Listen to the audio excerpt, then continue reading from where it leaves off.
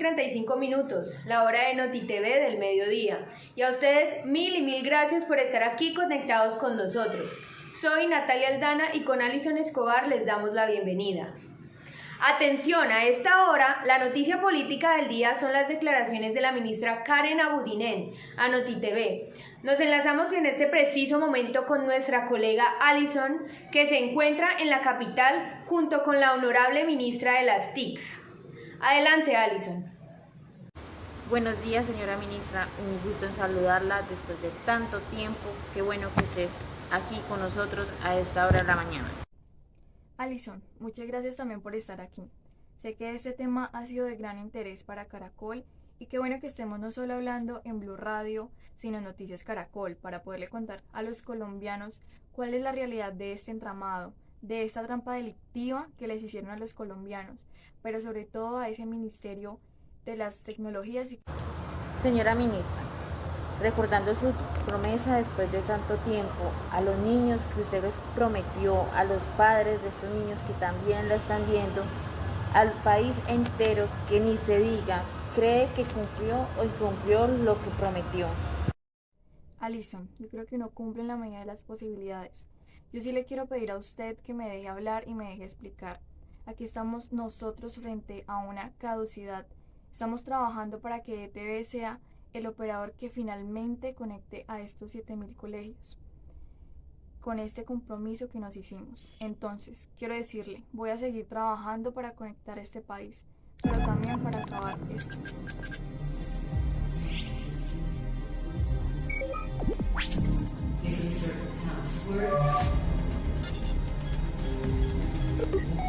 Access denied. Access granted. Access granted. Temporarily.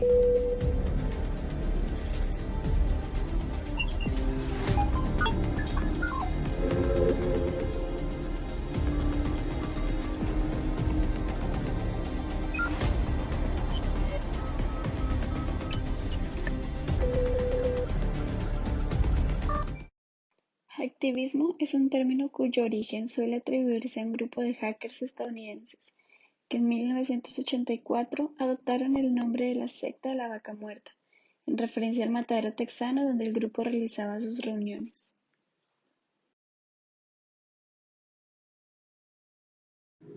A lo largo de la historia se han evidenciado muchas actuaciones de los grupos hacktivistas que han tenido un gran impacto en todo el mundo.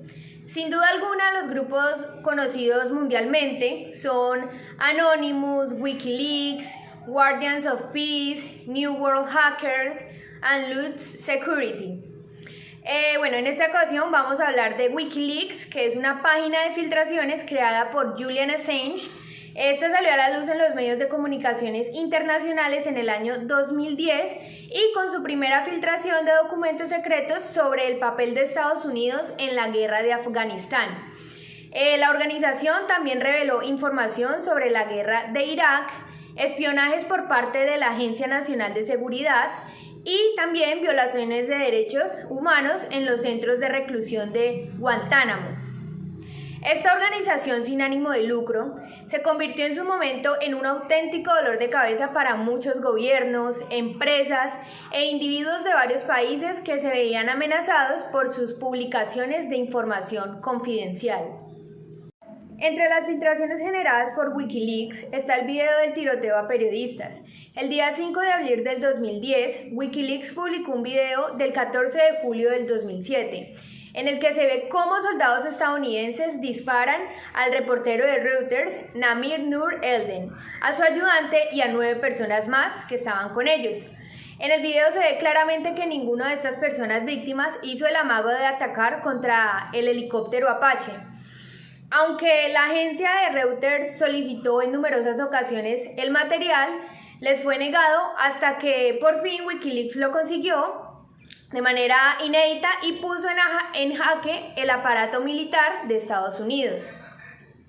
Otra de estas actuaciones de WikiLeaks fue el 22 de octubre del 2010, el día en que WikiLeaks hizo público el Iraq War Logs. Esto significa los documentos de la guerra de Irak, Estos eran archivos compuestos por casi 400.000 documentos que indicaban información sobre torturas y abusos a iraquíes detenidos, incluidas electrocuciones y ejecuciones.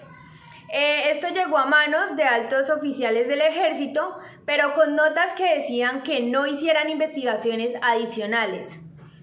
Los documentos también sugerían que cientos de civiles fueron asesinados en retenes militares de los Estados Unidos, luego de la invasión del 2003.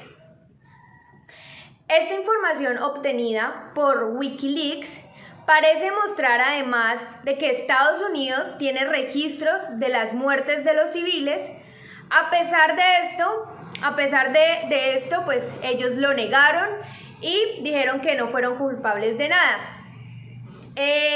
Otro acontecimiento importante fue que en diciembre del 2007, Wikileaks publicó el manual de la Armada de los Estados Unidos para los soldados que se ocupaban de los prisioneros en el campo Delta de la bahía en Guantánamo. Y por último, Assange y Wikileaks interrumpieron en la elección de los Estados Unidos con nuevas filtraciones sobre abusos en los centros de reclusión de Guantánamo y Abu Ghraib, en vísperas de estas elecciones presidenciales de los Estados Unidos.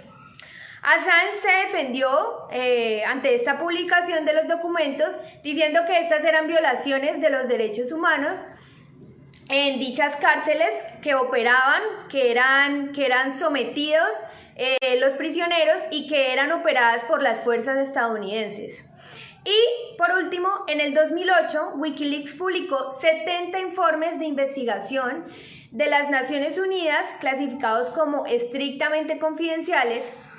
En estos documentos se expusieron denuncias que iban desde pacificadores europeos que abusaban sexualmente de niñas refugiadas hasta aquellas sobre generales en Perú que utilizan cuentas bancarias suizas para participar en fraudes multimillonarios contra la ONU.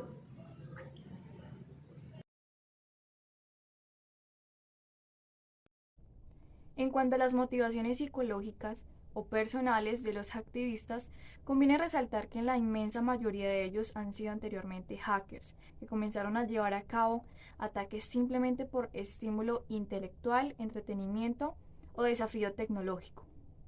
Según un estudio realizado por Wu, Kim y Dominic, los activistas suelen llevar a cabo sus ataques principalmente por motivaciones psicológicas y políticas. Por ello, es frecuente encontrar en sus ataques mensajes explicativos y argumentos para defender y justificar sus acciones, tratando al mismo tiempo de llegar a la mayor cantidad de personas posible. Hace 7 años introducía en el diccionario de la RAE la palabra hacker como significado de pirata informático, y hace tan solo 3 años se introdujo una segunda acepción, persona con grandes habilidades en el manejo de ordenadores, que investiga un sistema informático para avisar de los fallos y desarrollar técnicas de mejora.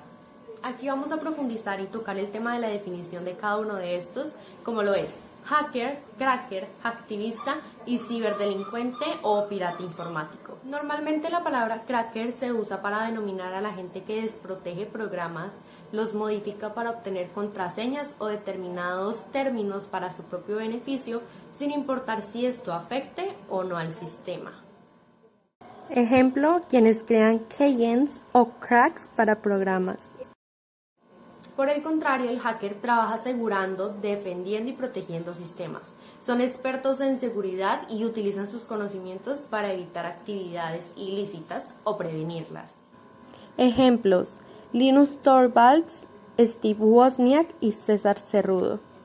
El ciberdelincuente o cibercriminal posee conocimientos sobre los programas informáticos, pero no los utiliza con un fin bueno, ¿sí? Él desde el inicio va con un fin negativo para el sistema, ¿sí? Sin importarle las consecuencias o daños que pueda causar. Ejemplos: David Smith, creador de Melissa. Y por último, el hacktivista usa la tecnología y el internet de forma no violenta, normalmente para reivindicar posturas políticas o sociales. Generalmente estos ataques están dirigidos al gobierno, a instituciones públicas y a grandes entidades. Ejemplos: Anonymous, Syrian Electronic Army, Lulzsec.